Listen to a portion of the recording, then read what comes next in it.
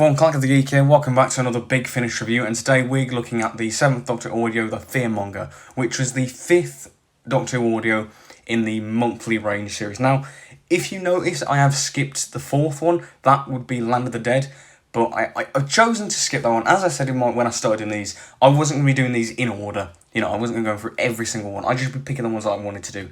And Land of the Dead, I heard, wasn't very good. But also, I wanted to do a 7th Doctor Sylvester McCoy story out the gate. So obviously, we did Signs of Time, which was the first one. And then Phantasmagoria, Peter Davison one. Whispers of Terror, a Colin one. And then McCoy with the Fearmonger. And this was his first proper audio. And it also Sophie Aldred as Ace, as a companion. And I wanted to do this one quite what's the word? Wait.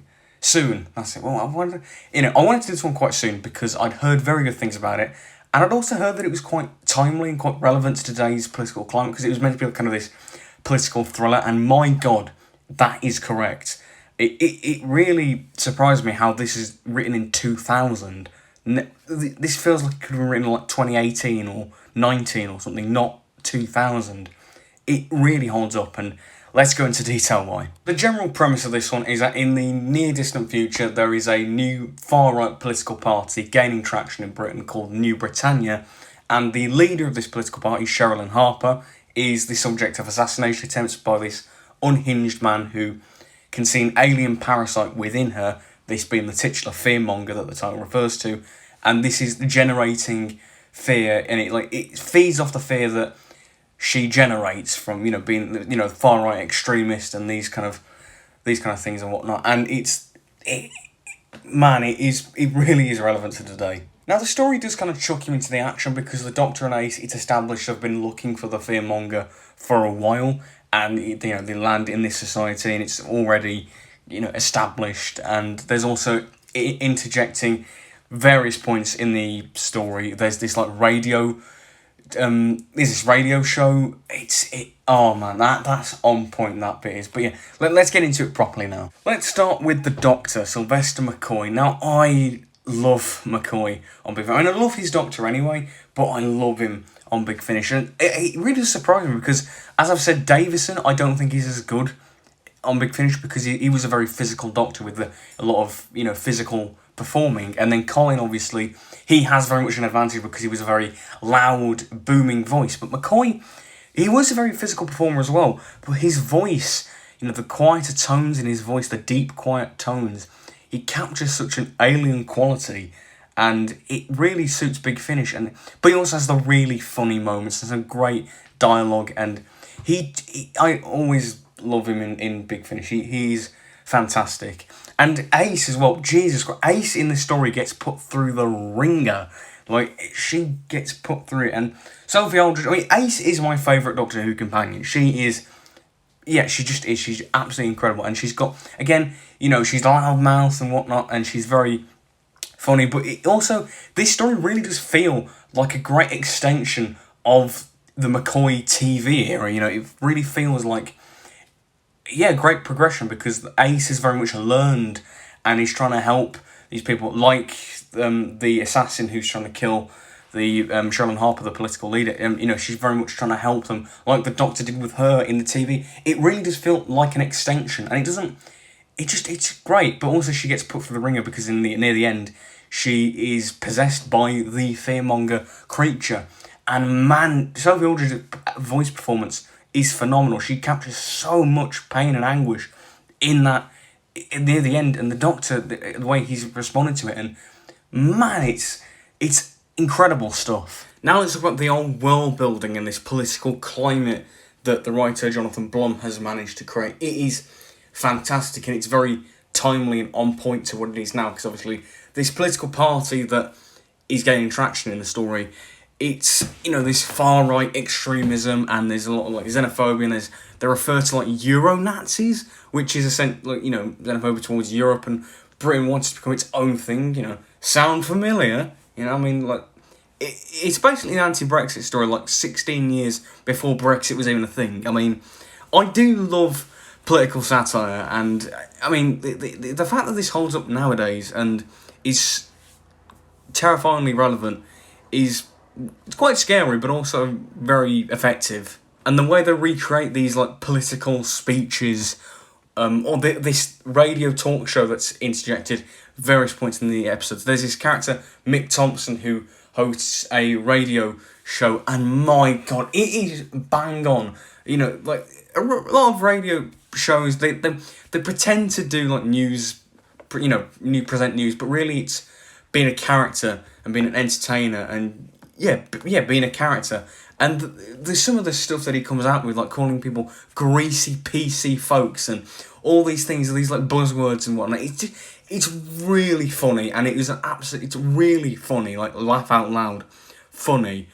And it's just recreated so brilliantly. But also, again, it's really takes advantage of the fact that it's audio, and you can have it. It just, because it's audio, it works so much better than on a TV. I think it just, it works, and you can really imagine like the Doctor being there and just chilling in like a radio booth, and it's really funny. And the story really does have a kind of dark sense of humour in a similar vein to the film Ace in the Hole, the Billy Wilder classic, which if you haven't watched, I'd highly recommend. But that film's about like the newspapers and news industry and whatnot, and it's a very dark subject matter when like what it's about. But there's these really ironic, humorous moments in the film that it just really, it's really funny, and that film has really stuck with me, and so did this story. It's the humour is on point, and it's just great, the irony of it, and the way people are, I mean, especially with that radio pundit character, and it's spot on with how, not only how they're presented, but also the intention of not really selling stories. It's just about being an entertainer and a character. It's great. But as well as being quite funny, there are some very dark stuff when it comes to how it portrays this political landscape, and it's, you know, obviously quite scarily relevant, and just the way that people behave to this kind of thing, and they've really dumbed things down. Like there's a bit when one of the characters asks about the Fearmonger creature, and like, what's it called? And the Doctor says it doesn't have a name yet. It's not that simple. And it's just a kind of thing of just putting labels on it. You know, the Fearmonger in the title itself. You know, it's putting a label on this creature that it's not really a physical being. It's quite difficult to imagine what the actual creature is, because it's possessing other characters like the Sharon Harper character or the assassin, and then later on Ace. It's not as simple as just putting a label on it. That you can apply that to modern, sensibilities, and when they don't have a strong argument, they'll just throw out buzzwords like woke and any old ist and whatnot. These kind of very dumbed down ways of arguing. It's actually quite clever in the way that they've done that. There's also a part where there's been developed a force field to protect Sharon Harper from these assassination attempts, and that's kind of another thing that's kind of almost like in a metaphorical way. It's almost like, politicians being, shielded from the truth from the outside world. And I mean, the outside world in this story is bloody grim. There's a riot, Ace gets shot and ends up in hospital. It's a very dark story, and there's a literal force field, a literal shield, and she's been shielded from the truth. And I think it's quite interesting. And I don't know how much of this was, intentional or me picking up on different readings and whatnot, but I think that's a great thing, the fact that I can come up with these readings, and if they were intentional or not, I don't know, but I think that just shows how great this script is. This story really does have a quite timeless quality about it.